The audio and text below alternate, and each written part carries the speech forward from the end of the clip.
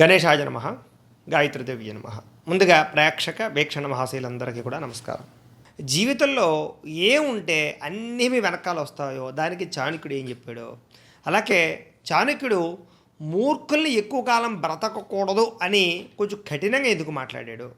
మన జీవితంలో నిప్పు లేకుండా దహించేటటువంటి కొన్ని ఉంటాయి. అందులో ఒక 6 రకాల విషయాలు ప్రత్యేకంగా వాటి గురించి చాణక్యుడు ఏం చెప్పాడో ఇప్పుడు మనం ఈ వీడియో ద్వారా తెలుసుకునే ప్రయత్నం చేద్దాం. కామధేను గుణా విద్య హ్యకాలే ఫలదాయిని ప్రవాసే మాతృసదృశి విద్యాగుప్తం ధనం స్మృతం. అంటే దీని అర్థం ఏంటి అంటే కనుక విద్య కామధేనువు లాంటిది, అనగా ఏ కోరికైనా నెరవేరుస్తుంది. కామధేనువు అంటే ఏంటి మనకు తెలుసు కదా, మన పురాణాల్లో కామధేనువు గురించి మనం వినే ఉంటాం. అయితే కామధేను అంటే ఏమిటి అంటే కనుక మనస్సులో ఏ కోరిక కోరుకున్నా ఇస్తుంది. బంగారం కావాలంటే బంగారాన్ని, డబ్బు కావాలంటే డబ్బు, ఆహారం కావాలంటే ఆహారం, ఏది కావాల్సిన ఇచ్చేటటువంటిది కామధేను. దాని గురించి బోళ్ళు యుద్ధాలు జరిగాయి. అదంతా మనకి పురాణాంతర్గతంగా కామధేను గురించి చాలా విశేషం ఉంటుంది. ఇంద్రుడు కూడా దాన్ని అపహరించడానికి ప్రయత్నం చేశాడు. అదంతా వేరే చరిత్ర, మనం తర్వాత ఎప్పుడైనా మళ్ళీ దాని గురించి చెప్పుకుందాం. అంటే విద్యని కామధేనువుతో పోల్చారు అంటే దాని అర్థం ఏంటి అంటే కనుక విద్య ఇవ్వలేనిది ఏమీ లేదు కాబట్టి అన్నీ ఇస్తుంది విద్య. అంటే ఏమేమి ఇస్తుంది విద్యను ఎలా పోల్చారంటే కనుక అన్ని ఋతువుల్లోనూ పళ్ళు ఇచ్చే చెట్టు లాంటిది అని. పళ్ళు ఇప్పుడు ఫర్ ఎగ్జాంపుల్గా మామిడి చెట్టు ఉందనుకోండి, వేసవకాలం వస్తేనే మనకు పళ్ళు ఇస్తుంది కదా. కానీ విద్య అలా కాదుట, ఎప్పుడు నిరంతరం పళ్ళు ఇస్తూనే ఉంటుందిట. అలాంటి చెట్టు లాంటిది అని పోల్చారు. అలాగే విదేశాల్లో తల్లి లాంటిది విద్య. అంటే విద్యకి ఇంత గొప్పగా మన చాణక్యుడు ఎందుకు చెప్పాడు అంటే కనుక కామధేనుతో పోల్చాడు. అలాగే ఎన్ని కాలాల్లోనూ కూడా ఫలాన్ని ఇచ్చేటటువంటి చెట్టు కింద పోల్చాడు.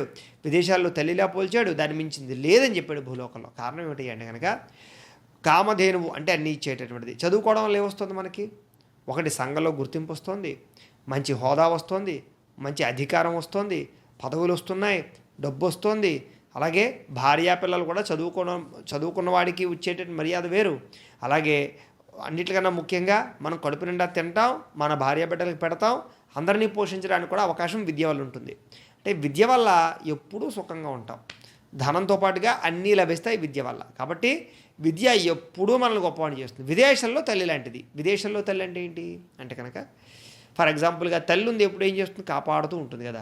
విదేశాలకు వెళ్ళిన తర్వాత మనకు చదువు లేదనుకోండి, ఫర్ ఎగ్జాంపుల్గా అమెరికా వెళ్ళాం, లేకపోతే ఆస్ట్రేలియా వెళ్ళాం, లేకపోతే జర్మనీ వెళ్ళాం, మనకి ఇంగ్లీష్ రాదు లేదా సరైన విద్య రాదు. అప్పుడు పరిస్థితి ఏమిటి అంటే అక్కడ మన విద్య మనల్ని కాపాడుతుంది, విద్య మనల్ని పోషిస్తుంది, తల్లి అన్నం పెడుతుంది కదా. అలాగా మన చదువే కదా విదేశాలకు వెళ్ళినప్పుడు తిండి పెట్టేది.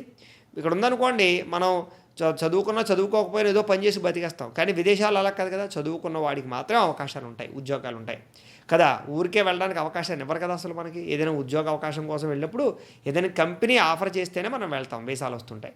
కాబట్టి ఇంత గొప్ప విషయం విద్య వల్ల ఉంటుంది. కాబట్టి పిల్లలు ముఖ్యంగా చదువుకోవాలి బాగా. చదువే చాలా ఇంపార్టెంట్, చదువు చాలా గొప్పది అని ఇక్కడ చాణక్యుడు చెప్పాడు. ఆ విషయాలు మనం అర్థం చేసుకోవాలి, పిల్లలకు చెప్పాలి. అలాగే వరమేకో గుణీపుత్రో నిర్గుణైశ్చ శతైరపి ఏక చంద్రమసోహంతి నజతారా సహస్రశ. అంటే దీని అర్థం ఏంటి అంటే కనుక సంతానం గురించి కఠినంగా చెప్పాడు. అయితే పిల్లలంటే ఇష్టం లేదా చాణక్యుడికి అని అనుకోకండి.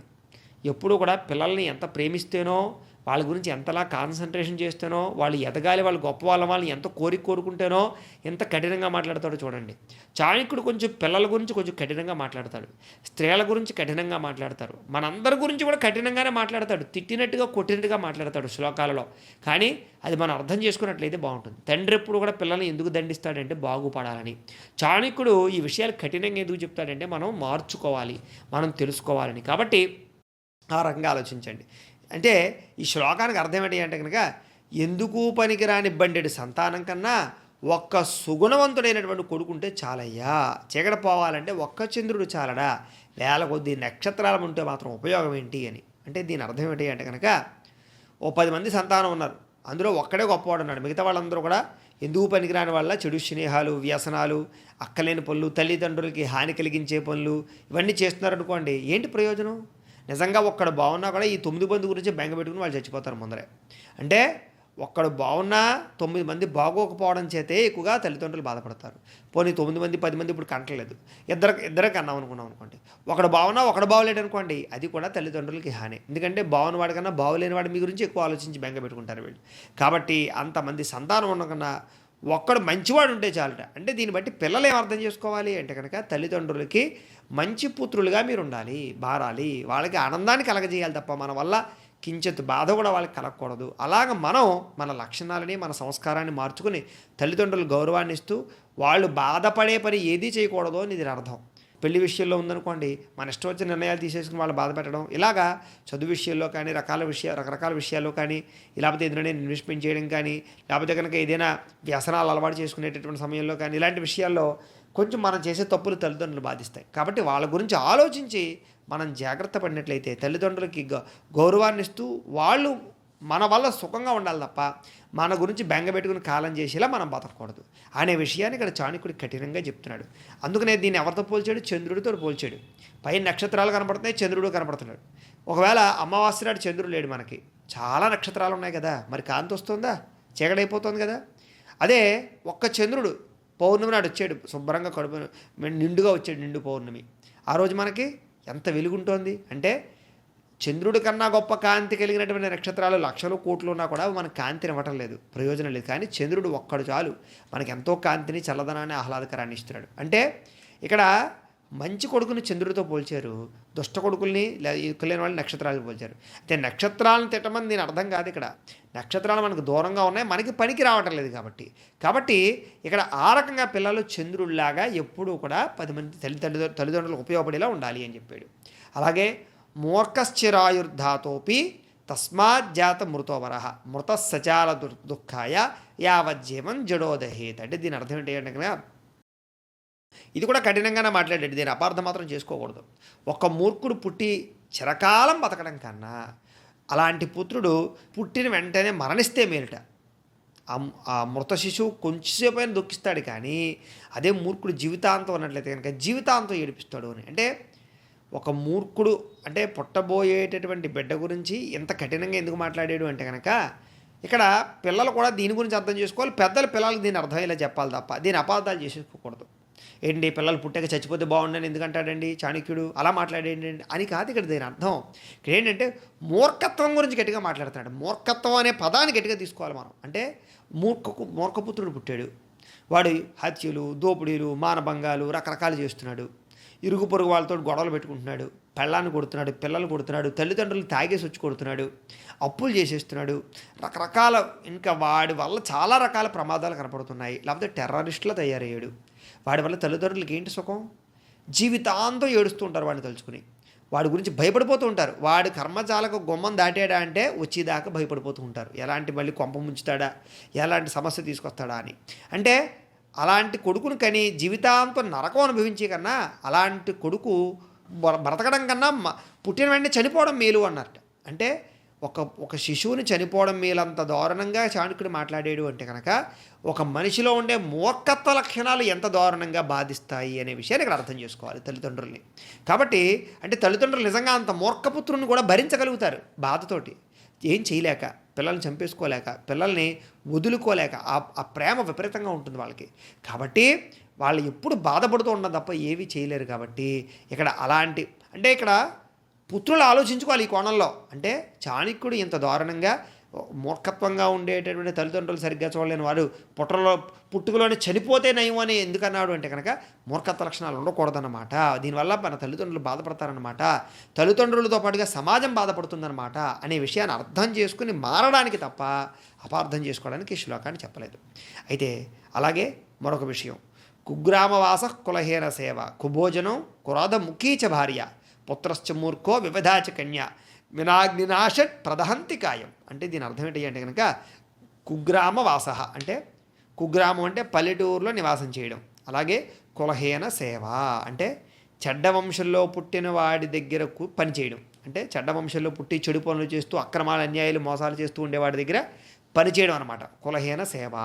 కుభోజనం క్రోధ ముక్కీచ భార్య. కుభోజనం అంటే కదా, కుభోజనం అంటే అరుచికరమైన భోజనం, అంటే రుచిగా లేకుండా ఉన్నది. ఇప్పుడు ఫర్ ఎగ్జాంపుల్గా ఉప్పు ఎక్కువ వేస్తారండి, తినగలవా? విపరీతమైన కారం ఉంది దాంట్లో, తినగలవా? ఇలాగేమిటి అంటే అసలు ఉప్పే లేదు మొత్తానికి, తినగలవా? అంటే కుభోజనం అంటే రుచికరంగా లేనటువంటి భోజనం. అలాగే క్రోధముఖీచ భార్య. క్రోధముఖీచ భార్య అంటే క్రోధం అంటే ఏంటి? కోపం అనమాట. ఎప్పుడు కోపడుతూ, గొడవ పెట్టేసుకుంటూ, తిట్టుకుంటూ, దెబ్బలాడుతూ, విసుక్కుంటూ, అసహించుకుంటూ ఇలా ఉండేటటువంటి భార్య, అలాగే పుత్రశ్చ మూర్ఖో అంటే మూర్ఖుడైన పుత్రుడు ఒకటి, వివిధాచ కన్య అంటే విధవాచ కన్య అంటే కనుక భర్త పోయినటువంటి స్త్రీ, అలాగే ఈ 6 కూడా నిప్పు లేకుండా మనిషిని దహిస్తాయి, మనిషిని విపరీతంగా దహించేస్తాయి. ఏం చెప్పాడు? కుగ్రామంలో నివాసం. అయితే ఈ ఒక్క విషయం మాత్రం దీంట్లో మనం అమెండ్మెంట్ తీసుకోవాలి ఈ రోజుల్లో. ఇంచేతనయ్యా అంటే కనుక పూర్వకాలంలో కుగ్రామంలో ఉంటే అది బాధ ఎప్పుడు దహిస్తూ ఉండేది వాళ్ళని. ఎందుకు దహిస్తూ ఉండేది అంటే కుగ్రామాల దగ్గర హాస్పిటల్స్ ఉంటాయా? నిజంగా భార్యంతరాలు 9వ నెల వచ్చిందంటే టెన్షన్ వాళ్ళకి. ఎప్పుడు ప్రసవిస్తుందా, ప్రసవం సరిగ్గా జరుగుతుందా, బిడ్డ అడ్డ తిరుగుతుందా ఏంటి, ఇప్పుడు ఒకవేళ కానీ హాస్పిటల్ కావాలంటే ఎలాగా? అప్పట్లో మోసుకుని ఎద్దుల బండి మీద వెళ్ళాలి. ప్రమాదాలు ఎన్నో జరిగేవి కుగ్రామంలో. పాము కాటేసింది అనుకోండి, మందు దొరకడానికి కానీ వైద్యానికి కానీ, ఏదైనా సడన్గా ఇంట్లో ఎవరు లేరు, వండేవాళ్ళు లేరు, భోజనం లేదు, అప్పుడు ఎక్కడైనా తిందామన్నా లేకపోతే ఏదైనా ఆపద వచ్చినా ఏం వచ్చినా సరే కుగ్రామంలో ఉంటే మారుమూల ఉండి చాలా ఇబ్బంది పడేవారు.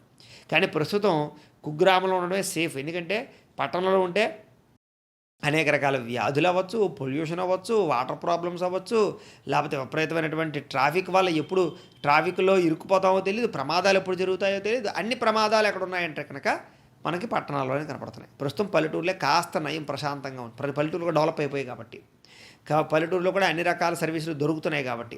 అయితే కుగ్రామ నివాసం, కుగ్రామంలో ఉండేటటువంటి వాళ్ళకి నివాసం కూడా కొంచెం దహిస్తూ ఉంటుందని చెప్పాడు. అలాగే చెడ్డ వంశంలో పుట్టిన వాడి వద్ద వృత్తి అంటే కనుక దుర్మార్గుడి దగ్గర పనిచేస్తాం, జాబ్ చేస్తాం అనుకోండి, అది దహిస్తూ ఎప్పుడూ అలాగా కాల్చేస్తూ ఉంటుంది. అంటే ప్రయత్నంగా మంటెక్కిపోతుంది అనమాట మనకి. అలాగా అరుచికరమైన భోజనం, రుచిగా లేని భోజనం, ఉప్పు ఎక్కువైపోయిన భోజనం, లేకపోతే రుచిగా లేని భోజనం తినదామా? ₹1,00,000 అక్కడ పెట్టండి, ఇంత ఉప్పు వేసేసినటువంటి అన్నం తినమనండి, తినగలమా? రుచికరంగా లేని భోజనం నరకంతో సమానం, తినలేం. అలాగే నిత్యం రొసరొసలాడే భార్య అంటే ఎప్పుడు తెప్పలాడుతూ గొడవ పెట్టుకుంటూ అసహించుకుంటూ కోపడుతూ ఉండే భార్య ఉందనుకోండి, అలాంటి భార్య వల్ల ఎప్పుడు సుఖం ఉండదు, మంటెక్కిపోతూ ఉంటుంది, కోపం వచ్చేస్తూ ఉంటుంది, దహించిపోతూ మనిషి కాలిపోతూ ఉంటాడన్నమాట. దానివల్ల అంటే అంత నరకాన్ని అనుభవిస్తాడనమాట. అంటే మంటల్లో కాలిపోతూ ఉంటే ఎంత మంటెక్కుతుందో అంత మంటెక్కుతుంది ఇలాంటి భార్యలు ఇంట్లో ఉంటే. ఇంచేతంటే శాంతి పత్ని, ఎప్పుడు కూడా భార్య శాంతంగా ఉంటేనే భార్య, అంతేగాని ఇలా ఉంటే భార్య అవ్వదు. కాబట్టి ఎందుకంటే మనిషి ఎప్పుడు కూడా శాంతం ఎక్కడ కోరుకుంటాడు? బయట ఎన్నో రకాల ఈతి బాధలు ఇబ్బందులు అనుభవిస్తాడు, లేకపోతే పనిలోకి వెళ్తాడు, రకరకాల ఉద్యోగ వ్యాపారాల్లో చాలా బిజీగా ఉండి టెన్షన్తో ఉండిపోయి ఎన్నో రకాల ఇబ్బందులు పడి ఇంటికి వచ్చాక భార్యే సాధారణంగా ఆ యొక్క స్ట్రెస్ని తగ్గించాలి. సేవ చేసో లేకపోతే మంచిగా మాట్లాడో ప్రశాంతంగా మాట్లాడో, భర్త కోపంగా మాట్లాడుతున్నా సరే సరే కొంచెం ప్రశాంతంగా కూర్చోండి, పావుగంట మనశ్శాంతిగా మంచినీళ్ళు ఇస్తాను, కాఫీ ఇస్తాను, ఆ తర్వాత మాట్లాడదు కానీ కోపడిపోకండి, చికాగ్గా ఉన్నారు మీరు, కొంచెం స్నానం చేసిరండి, లేకపోతే భోజనం పెడతాను, భోజనం చేసాక మాట్లాడుకుందాంలే అని అవసరమైతే కోపంగా ఉన్న భర్తని శాంతింపజేయగలిగే లక్షణం భార్యకు ఉండాలి తప్ప భర్త మీద విపరీతంగా రుసరుసలాడిపోయి కోపడిపోయి చేసేస్తే విరక్తి వచ్చేస్తుంది అనమాట. బయట నానాయాతన పడి ఇంట్లో నుంచి కాకపోయి సుఖం లేక విరక్తి వచ్చేసి ఏం చేయాలో తెలియక చాలా ఇబ్బంది పడి అదొక రకమైనటువంటి నరకం, అదొక మంటల్లో పడినట్టు అనమాట. అలాగే మూర్ఖుడైన పుత్రుడు ఇంట్లో ఉన్నాడనుకోండి, వాడు అలాగే దహిస్తూ ఉంటాడు విపరీతంగా. అలాగే విధవ అయిన కన్య అంటే కనుక ప్రస్తుత కాలంలో ఏంటంటే కనుక భర్త పోయినా మళ్ళీ వివాహాలు చేసుకుంటున్నారు, కానీ పూర్వం అలా కాదు, వివాహాలు చేసుకునేవారు కాదు, ఇంట్లో ఉండేవాళ్ళు. వాళ్ళకి ఎంతసేపు వాళ్ళని చూస్తే వాళ్ళకే పాపం బాధ, అలాగే వాళ్ళని చూసిన వాళ్ళు కూడా బాధ, ఎదుటి వాళ్ళు మొహం చూపించుకోలేక లేదా ఇలాగ కొంచెం తనలో తానే దహించుకుపోతూ ఉండేటటువంటి వారు ఆడవాళ్ళు. అయితే ప్రస్తుత కాలంలో కాలం మారింది, దేశకాల వైపరీత్య సంగయ్య, దేశాన్ని బట్టి కాలాన్ని బట్టి పరిస్థితిని బట్టి ధర్మాలు మారుతూ ఉంటాయి. ఇప్పుడు భర్త పోయినా మళ్ళీ అవకాశాన్ని బట్టి వివాహం చేసుకోవచ్చని చెప్తున్నారు. అదొక రకమైనటువంటి ధర్మం. కాకపోతే భర్త లేనటువంటి స్త్రీ ఎప్పుడు భర్త లేకపోతే కనుక, భర్త మరణిస్తే కనుక అది కూడా అగ్ని లాంటిది, దహిస్తూ ఉంటుంది ఆ యొక్క స్త్రీని. అంచేత నిప్పు లేకుండా దహించేవి 6 కూడా ఉన్నాయని చెప్పాడు. చూడండి ఎంత గొప్పగా చెప్పాడు. ఇలాంటి ఇంకా అనేక అద్భుతమైనటువంటి విషయాలు చాణక్యుడు చెప్పాడు. ఆ విషయాన్ని మనం తదుపరి వీడియోలో తెలుసుకునే ప్రయత్నం చేద్దాం. గోబ్రాహ్మణేభ్యః శుభమస్తు నిత్యం, లోకాః సమస్తాః సుఖినో భవంతు. స్వస్తి.